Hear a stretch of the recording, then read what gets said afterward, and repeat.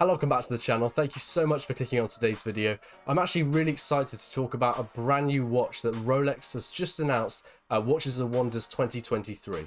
Now, a lot of these watches sort of go under the radar for me. I don't really care for them, but this watch has caught my attention very heavily, and I think a lot of you are the same. Today I'm going to be talking about the Rolex 1908.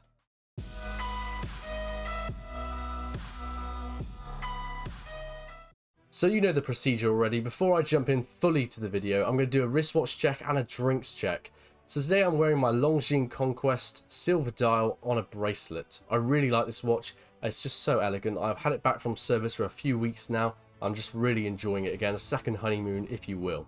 Now my drink today is actually a Glenmarnock whiskey. So this is the purple label you can pick up from Aldi for about 17 or 18 pounds. I don't really know if I like it. I mean, it says it's going to have a smoky sort of taste, but I don't really have that. It's more of a bitter taste. I don't know if it's meant to taste like this, but I'm not 100% sold. Let me know if you want to recommend any whiskies down below, because I'm willing to try them. Okay, let's jump into the actual video now.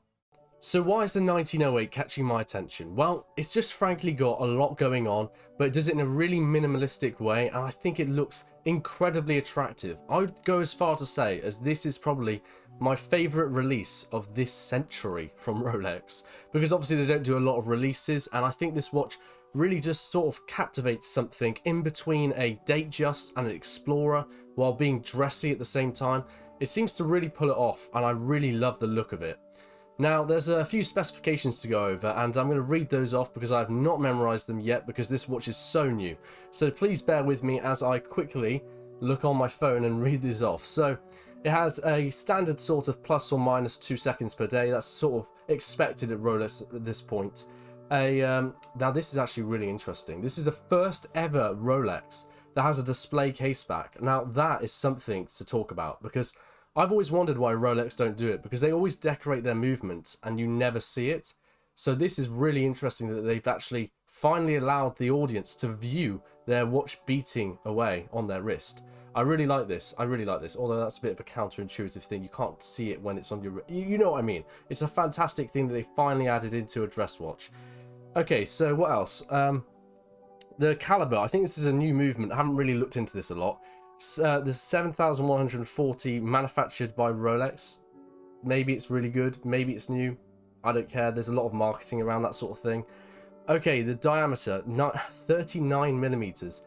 What a sweet spot. I think this is just like bang on. I don't think anyone is complaining about this. It's not super undersized where people with like moderately sized wrists can't wear it, but I think this is a really good dress watch size for the masses. Really good. I think they've nailed that. 18 karat gold, yellow gold or white gold. Those are the only variants this watch comes in. That's the problem. You can't buy this watch in stainless steel. Oh, why Rolex, why? So the big one, how much is this 18 karat gold watch going to cost you? It's going to cost you £18,500. That's a lot of money. That's a real amount of money, because you can actually buy some very, very nice watches for that money. You can buy watches from the Holy Trinity for that sort of money. You can buy a Patek for that sort of money. Maybe not brand new, maybe it's not like the highest end model, but you can buy some really fantastic watches that may actually be better than this one. So I don't think they've done themselves any favours there whatsoever. I think they should definitely add a stainless steel version. I know they're probably trying to keep this nice and exclusive and only available for those that have already purchased Rolex in the past. So it's not really going to be a worry for anyone that, you know, can't afford it, because they're not going to have the chance to buy it anyway. So that is just, you know, it doesn't really matter. These are watches that you can't buy even if you want to, so why are we even talking about it? Well, it's just fun anyway, isn't it? It's just fun to talk about. But 18,500 is no small sum, and I think I'd rather have maybe 3 nice Omegas instead. But let's talk a bit more about it and compare it a little bit to Omega, because there's a watch that Omega has called the 1948, which I think is actually quite comparable, even though these are 40 years apart really, or, you know, in comparison they're actually both brand new. But yeah, I think that watch is actually quite similar. I mean, the design language is relatively similar, but the price is like half the price because it's stainless steel. And yeah, I think that watch is actually fantastic looking as well. However, like Rolex, you cannot buy, for some reason, this 1948 Omega. You have to be on like it's not a wait list, it's a email list. So I actually contacted Omega asking what this email list means and how long it will take. They obviously don't give you a time frame because no one ever does, but they just said that once they have more stock that they can email you and then you can be able to buy it. Apparently it's more likely you're going to be able to get this watch if you go into an Omega boutique in London. I think they might maybe get supply first or something, but yeah, it's still not amazing, is it? But I think it's more likely you're going to get that than a Rolex any day of the week.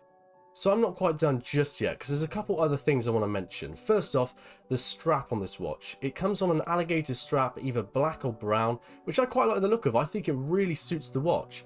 However, for £18,500, I'd rather have a bracelet and then be able to buy the leather strap afterwards, if you see what I mean.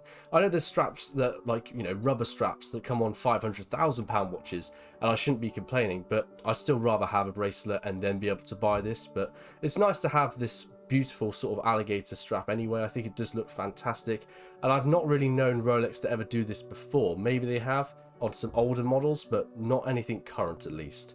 Now, the other thing I want to mention is the bezel, because it's very unique. It's first time I've ever seen Rolex do this, and it's half fluted and half smooth.